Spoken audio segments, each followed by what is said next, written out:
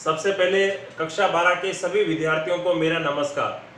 प्रिय विद्यार्थियों, जैसा कि हमने पिछले वीडियो में पढ़ा था, कक्षा 12 विषय भूगोल भारत भूगोल में अध्याय 13 भारत जनसंख्या वितरण घनत्व वृद्धि से संबंधित अपन ने टॉपिक पढ़ा था। और हमने पिछले वीडियो में पढ़ा था कि भारत में जनसंख्या वृद्धि के काल और जनसंख्या वृद्धि में जन्म दर, मृत्यु दर और प्राकृतिक वृद्धि के रूप में अपन ने अध्ययन किया था। और आज की जो अपन वीडियो है उसी पिछली वीडियो को आगे बढ़ाते हुए आगे पढ़ रहे हैं।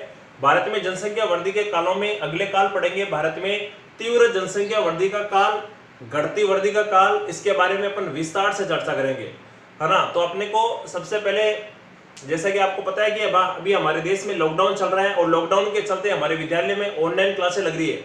और ये बहुत अच्छी बात है कि ऑनलाइन कक्षा के माध्यम से आप पढ़ पा रहे हो और आपको लाभ मिल पा रहा है, आपके समय का सदुपयोग हो पा रहा है। आप सभी से मेरा निवेदन है कि आप वीडियो को पूरा देखें। वीडियो को पूरा देखेंगे तभी आपको ये अच्छे से समझ में आएगा। और मैं आपको एक बार फिर कहना चाहता हूं कि जो टॉपिक अभी अपन पढ़ा रहे हैं, इस टॉपिक से माध्यमिक शिक्षा बोर्ड राजस्थान में पिछले 5 सालों में कई बार प्रश्न पूछे गए हैं। जैसे भारत में प्रथम महान जनांक की विभाजन किसे कहते हैं, भारत में द्वितीय महान जनांक की विभाजन किसे कहते हैं, भारत में जनसंख्या वृद्धि के कालों का वर्णन कीजिए, है ना। और जनसंख्या घनत्व से क्या तात्पर्य है, गणितीय घनत्व से क्या तात्पर्य है, जन्म दर किसे कहते हैं, मृत्यु दर किसे कहते हैं, प्राकृतिक वृद्धि दर किसे कहते हैं, इससे संबंधित प्रश्न पहले के जो पेपर है उनमें आ चुके हैं। तो हमें इसको अच्छे से पढ़ना है, पूरी वीडियो के माध्यम से आप समझ सकते हो। अब देखिए अपन पढ़ते हैं इसके अंदर आगे। पहले मैं आपको ये बताना चाहता हूँ कि पिछली वीडियो में मैंने आपको बताया था कि जनसंख्या अपन वृद्धि के काल पढ़ रहे हैं, तो जनसंख्या वृद्धि किसे कहते हैं ये भी मैंने आपको बताया था कि 2 समय अंतरालों में, जैसे 2001 का समय और 2011 का समय, 2 समय अंतरालों में किसी क्षेत्र विशेष में जो निवास करने वाले लोग हैं उनकी संख्या में परिवर्तन होना, उनकी संख्या में वृद्धि होना जनसंख्या वृद्धि कहलाती है।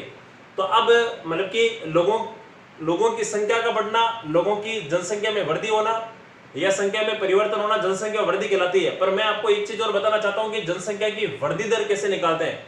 जैसे मान लो आपको बताना चाहिए, जैसे किताबों के अंदर है अपने कि जनसंख्या की वृद्धि दर कैसे ज्ञात कर सकते हैं अपन। जैसे उदाहरण के लिए मान लो एक शहर है, उसकी जनसंख्या 2010 के अंदर 25,000 थी। 2010 में उस शहर की जनसंख्या कितनी थी, 25,000 थी। और वो जनसंख्या 2011 में बढ़ करके कितनी हो गई, वो जनसंख्या बढ़ करके 30,000 हो गई है। तो अपने को क्या करना पड़ेगा, अपने को जनसंख्या की वृद्धि दर बतानी है ना। तो अब देखो अपन ने पिछली वीडियो में अपन ने जन्म दर निकाली थी, जन्म दर मृत्यु दर के बारे में अपन ने पढ़ा था। तो जन्म दर में अपन ने निकाला था प्रति हजार के हिसाब से। तो आपको पता है कि ये प्रति हजार के हिसाब से नहीं निकालेंगे इसको, जनसंख्या की वृद्धि दर प्रति हजार के हिसाब से नहीं निकलेगी, इसमें ये प्रतिशत में निकलेगी, यानी इसमें 100% के हिसाब से आएगा। तो अब इसमें अपने को क्या करना है, जैसे मान लो उदाहरण के लिए 2010 में जनसंख्या थी 25,000 और 2011 में बढ़कर के कितनी हो गई, 30,000 हो गई है। तो ये जो बढ़ी हुई जनसंख्या कितनी है, 5,000 है। तो हमने को क्या करना है, 5,000 बटावा 2010 की जनसंख्या कितनी थी, 2010 की जनसंख्या थी 25,000 इंटू 100। अब 100 में कितने शून्य है, 2 शून्य है, 2 जीरो है। और नीचे कितने है, 25,000 है। तो 25,000 में 3 शून्य है, तो 2 जीरो 100 के और 25,000 के 2 जीरो काट दीजिए आप, तो बचेंगे कितने, 250 नीचे। और ऊपर कितने बचाएंगे, ऊपर बचेंगे आपके 5,000। तो 5,000 बचेंगे, तो 5,000 में 1 शून्य और नीचे 250 का 1 शून्य को काट दो, तो नीचे बच गए 25 और ऊपर बच गए 500। तो 25 के पहाड़े को अपन कितनी बार बोलेंगे, 2 बार। 25 से कम 25, 25 दूनी 50। और आपको पता है कि 500 के आगे 500 में एक जीरो और बच गया है, तो 25 दूनी तो 50 हो गया। अब एक जीरो और लगा दो उसके आगे, तो 20 हो गया। यानी उस शहर की या उस क्षेत्र की जो जनसंख्या की वृद्धि दर है वो 20% की दर से वहां जनसंख्या बढ़ रही है। तो अपन इस तरह से जनसंख्या की वृद्धि दर निकाल सकते हैं। आइए विद्यार्थियों, अपन पढ़ते हैं भारत में जनसंख्या वृद्धि के कालों का विस्तार से वर्णन के रूप में पढ़ते हैं, समझते हैं इसको। देखिए, तीव्र वृद्धि का काल अपन पढ़ रहे हैं। इसको हमारे भारत में जो जनसंख्या की तीव्र वृद्धि का काल है वो 1951 से लेकर के 81 का काल कहलाता है। इसको तीव्र वृद्धि का काल क्यों कहते हैं, क्योंकि इस समय हमारे भारत में जनसंख्या तीव्र गति से बढ़ी। अब जनसंख्या बढ़ने का कारण क्या थे, ये भी मैं आपको बता देता हूं। इस समय हमारे भारत देश में 1951 से लेकर के 1981 के समय देश में चिकित्सा व स्वास्थ्य संबंधी सुविधाओं में सुधार हुआ, है ना। दूसरी बात आपको पता है कि विकास के कार्यों में तेजी आई, और जो जितनी भी जो बीमारियां थी, जो रोग थे, उन रोगों के ऊपर नियंत्रण कर लिया गया। रोगों पर क्या कर लिया गया, नियंत्रण कर लिया गया। और जो खाद्य पदार्थ है, जिन खाद्य पदार्थों की कमी थी, उन खाद्य पदार्थों की जो पूर्ति करने, मतलब कि उन खाद्य पदार्थों की पूर्ति होने लगी, जिसकी वजह से आपको पता है कि इस समय हमारे देश के अंदर जनसंख्या उत्तरोत्तर बढ़ने लगी, तीव्र गति से बढ़ने लगी। और इसको अपन जनसंख्या विस्फोट के रूप में भी समझ सकते हैं, यानी ये काल जनसंख्या विस्फोट के रूप में भी जाना जाता है। अब यहाँ एक इंपॉर्टेंट क्वेश्चन क्या बनता है जैसे मैंने आपको पिछले वीडियो में बताया था कि भारत में प्रथम महान जनांगीय विभाजन 1921 के बाद का काल कहलाता है ना, 1921 के काल को। परंतु अब यहाँ बात क्या आ रही है कि ये महान जनांगीय के विभाजन किसे कहते हैं, यानी 1921 के बाद आपको पता है क्या हुआ, हमारे देश में मृत्यु दर में कमी आ गई। किसमें कमी आ गई? मृत्यु दर में कमी आ गई। और मृत्यु दर में कमी आने के कारण भारत में जनसंख्या की जो वृद्धि है वो तीव्र गति से बढ़ने लगी। तो 1921 का जो काल था उसको प्रथम महान जनांगीय विभाजन कहते हैं, और जो द्वितीय महान जनांगीय विभाजन कहते हैं वो कहलाता है तीव्र वृद्धि के काल को। 1951 से लेकर के 81 का जो काल है उसको हमारे भारत में द्वितीय महान जनांगीय विभाजन कहते हैं। अब देखो, महान जनांगीय विभाजन किसे कहते हैं? महान यानी होता है बड़ा, और जनांगीय विभाजन यानी इस समय हमारे देश में आपको पता है कि जनसंख्या में तीव्र वृद्धि हुई, जनसंख्या की वृद्धि दर उच्च रही। तो जनांगीय विभाजन यानी जनसंख्या में परिवर्तन होना, है ना, समय समय पर जनसंख्या में वृद्धि होना, समय समय पर जनसंख्या में परिवर्तन होना। तो इसको अपन जनांगीय विभाजन के रूप में इसको समझ सकते हैं इस तरह से। तो ये अपने को ध्यान रखना है, क्योंकि इस समय एक तो 1921 के बाद में और एक 1951 से 81 के बीच में भारत में जनसंख्या की वृद्धि तीव्र गति से बढ़ी, मृत्यु दर में कमी आ गई, जिससे जनसंख्या की वृद्धि दर उच्च रही। अब देखो, अपन इसमें पढ़ते हैं कि जो 1951 से लेकर के जो 81 के बीच में जो हमारे भारत में जो जनसंख्या की वृद्धि दर है वो कितने प्रतिशत रही। 1951 से लेकर के 81 के बीच में भारत में जनसंख्या की वृद्धि दर है वो 2.2% रही। कितनी रही? 2.2% रही। देखो विद्यार्थियों, मैं आपको एक बार ये और बताना चाहता हूं कि पिछले वीडियो में मैंने आपको बताया था कि हमारे भारत में अगर 1901 से लेकर के अपन 2011 के बीच की तुलना करें तो आपको मैंने बताया था कि 1911 से लेकर 1921 के बीच में हमारे भारत में जो जनसंख्या की वृद्धि दर है 10 की वृद्धि दर वो ऋणात्मक रही थी। ऋणात्मक यानी इस समय 1900 आपको पता है 11 से लेकर के 21 में भारत की जो जनसंख्या की वृद्धि दर है वो ऋणात्मक रही, -0.31% रही थी। और अपन ने ये भी पढ़ा था कि 1961 से लेकर के 71 के बीच में हमारे भारत में आपको पता है कि पिछले 1961 से लेकर 71 में जो 10 की वृद्धि दर है वो अब तक की सबसे अधिक 10 की वृद्धि दर रही है। और वो 10 की वृद्धि दर कितनी रही? 24.80%। यानी 1961 से 71 के बीच में 10 की वृद्धि दर सबसे अधिक रही है, अब तक की सबसे अधिक 10 की वृद्धि दर 24.80%। ये अपने को ध्यान रखना है। अब देखो, एक चीज मैं आपको और बताना चाहता हूं कि ये जो तीव्र वृद्धि का जो काल है, जनसंख्या की जो तीव्र वृद्धि का काल है, इस समय आपको पता है कि जो जन्म दर है और मृत्यु दर की बात करें तो मृत्यु दर जो है वो 27 प्रति हजार से घट करके 15 प्रति हजार रह गई।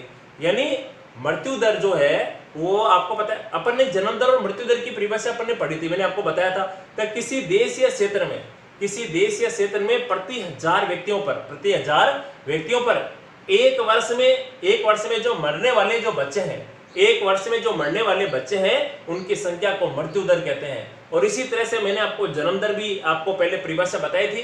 तो मेरे ये कहने का मतलब ये कि प्रति हजार व्यक्तियों पर जो मरने वाले बच्चों की संख्या है उसी के अकॉर्डिंग एक वर्ष में, तो उसको अपन मृत्यु दर कह सकते हैं।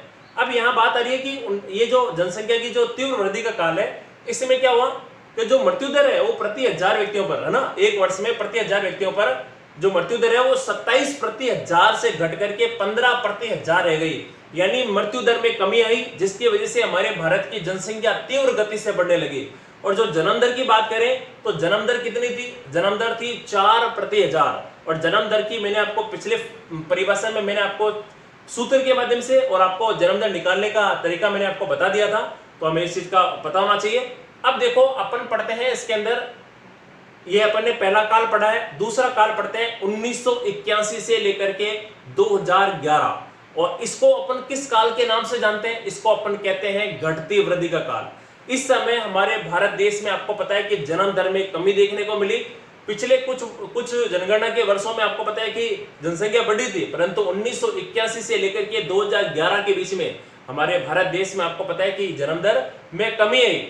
और इस समय देखो, मैं बताता हूं, जनसंख्या की जो वृद्धि है वो तो ऊंची रही थी, जनसंख्या की वृद्धि तो ऊंची रही थी, परंतु जन्म दर में कमी आई।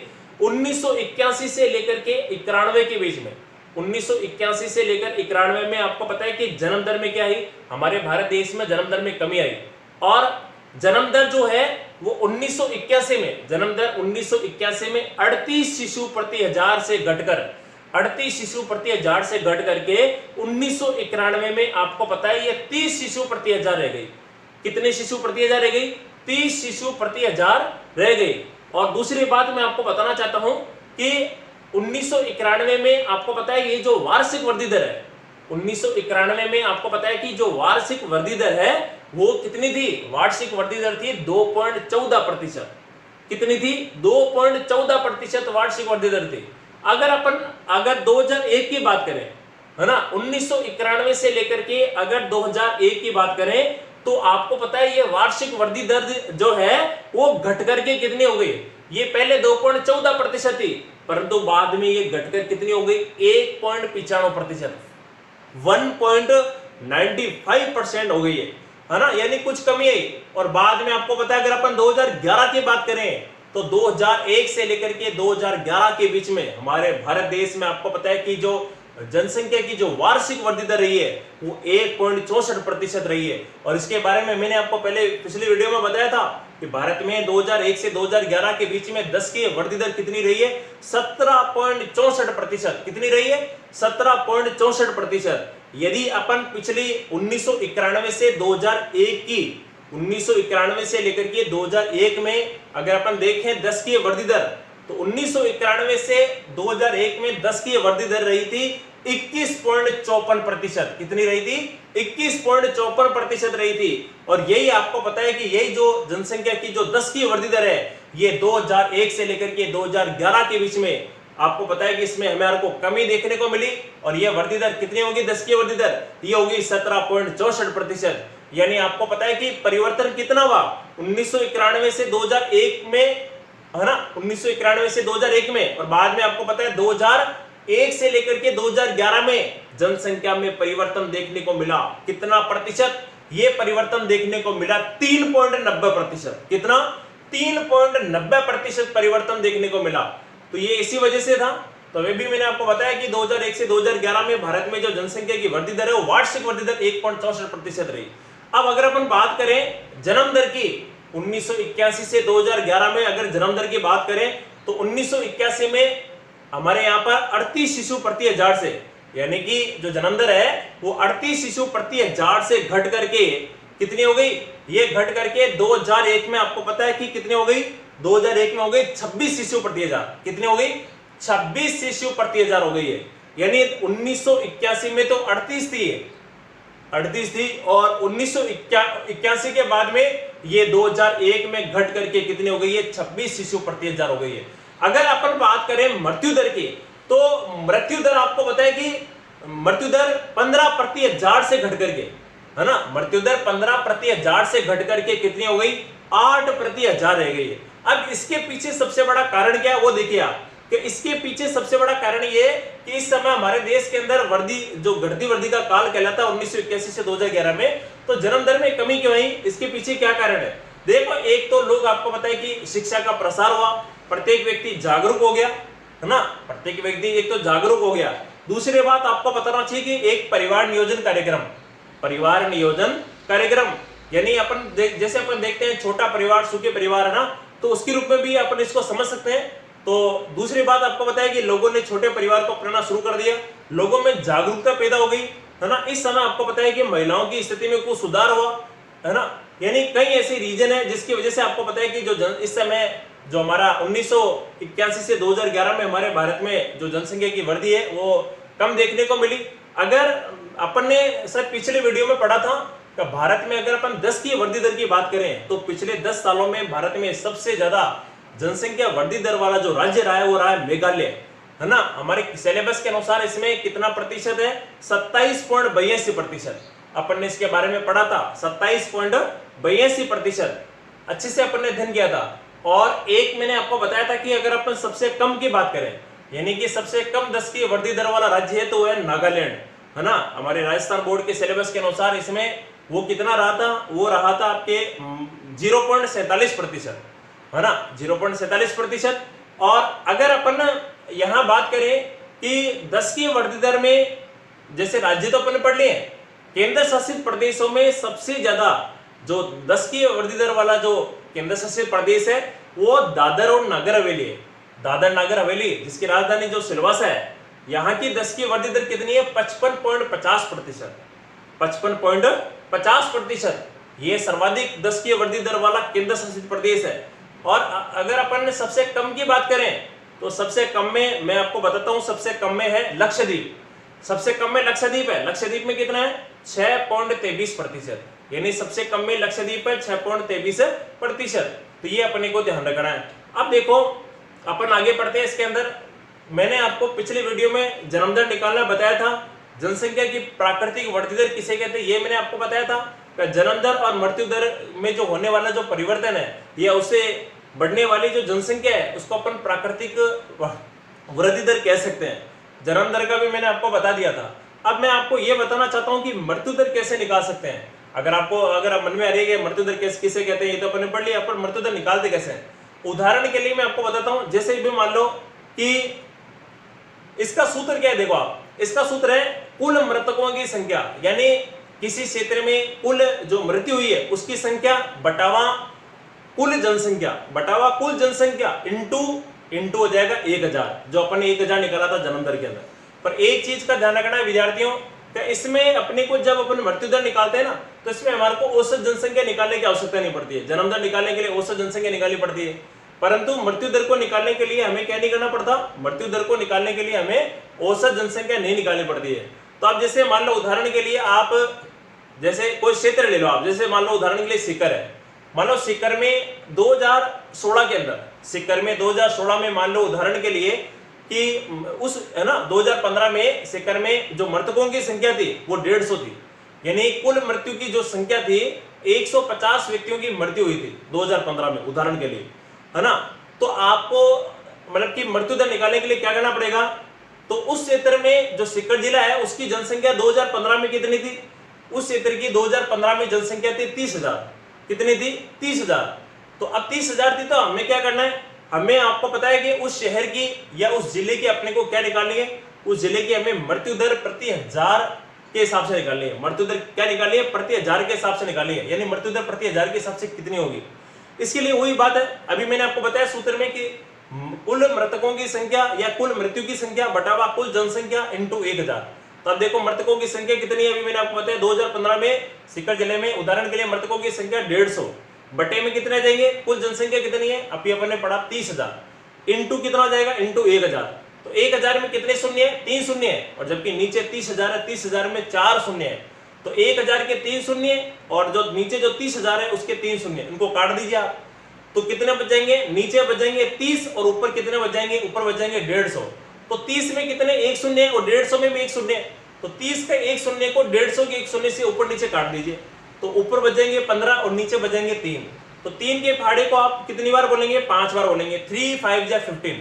तो अपन ने मृत्यु दर कितनी निकाली है? प्रति 1000, 5 प्रति 1000। यानी उस शहर की या उस जिले की जो मृत्यु दर है वो है 5 प्रति 1000 के हिसाब से। ये अपने को ध्यान रखना है। और अपन ने ये जनसंख्या वृद्धि के कालों को अपन ने पढ़ लिया है। ये विस्तार से अपन ने इनकी चर्चा की है। और अगली वीडियो में अपन पढ़ेंगे हमारे भारत में जनसंख्या का स्थानिक प्रतिरूप, है ना। हम जनसंख्या के वितरण का स्थानिक प्रतिरूप पढ़ेंगे। ये इसको अपन विस्तार से पढ़ेंगे, अच्छे से समझेंगे।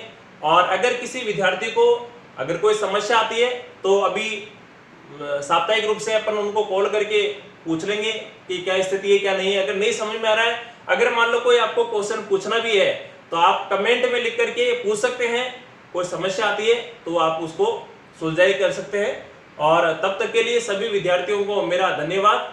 जय हिंद, जय भारत, धन्यवाद।